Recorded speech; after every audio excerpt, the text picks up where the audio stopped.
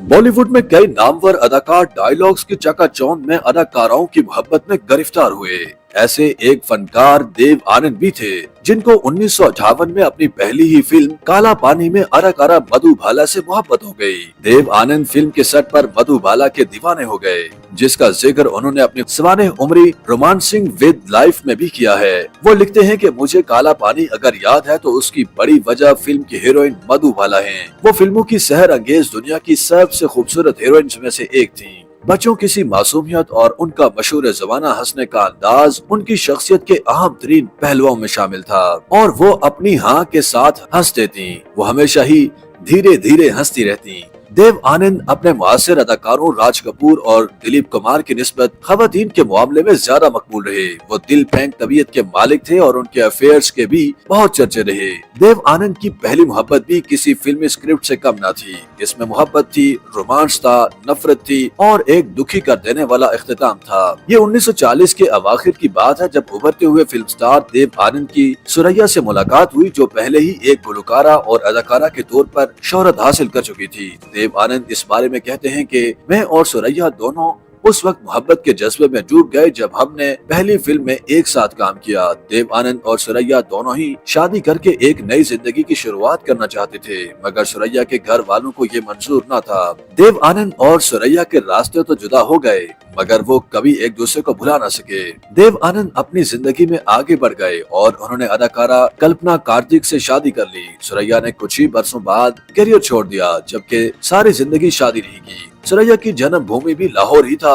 यूँ ये कहना बेजा न होगा कि देव जी की जिंदगी में लाहौर ने अहम किरदार अदा किया। देव जी का एक और एहसास ये है कि उन्होंने अपने हम असरों की निस्बत ज्यादा तवील करियर गुजारा। उनकी इस रंगीन जिंदगी के बावजूद उनकी शख्सियत में पिन्हा पंजाबी और लाहौर नहीं निकल सका।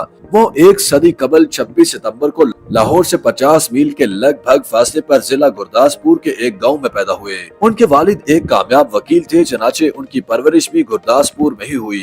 लाहौर से उनके रोमांस का आगाज उस वक्त हुआ जब वो आला तालीम के लिए लाहौर आए और उन्होंने गवर्नमेंट कॉलेज में दाखिला लिया। वो सन 1943 में लाहौर से मुंबई चले गए, क्योंकि उनके बड़े भाई मारूफ हदायतकार, प्रोड्यूसर और screen play writer Chetan Anand पहले ही मुंबई जा चुके थे। उनकी फिल्म पंजानगर ने बॉलीवुड की आलमी सतह पर पहचान करवाई। देव आनंद की दीगर नुमाया फिल्मों में जिद्दी, बाजी, जाल, आराम, निराला, सजा और टैक्सी ड्राइवर समेत बहुत सी दीगर फिल्में हैं, जो 1965 से कबल लाहौर के सिनेमाओं में भी रिलीज हुई और कामयाब रही। देव आनंद की आखिरी फिल्म चार्जशीट थी, जिसकी हदायत भी उन्होंने खुद ही दी थी और अदाकारी भी की थी। देव आनंद जी की अदाकारी का अपना एक मखसूस अंदाज था, जो उनके हम असरों से मुख्तलिफ होने के अलावा मुनफरिद भी था। उनका ये बेसाख्तापन ही उनकी कामयाबी की वजह ठहरा। देव आनंद ने अपने फिल्मी करियर में 4 फिल्म फेयर अवार्ड जीते, जिनमें से 2 बेहतरीन अदाकार की कैटेगरी में दिए गए। इंडिया ने 2001 में देव जी को पद्मा भूषण के अवार्ड से नवाजा, जबकि अगले ही बरस उनको इंडियन सिनेमा का सबसे बड़ा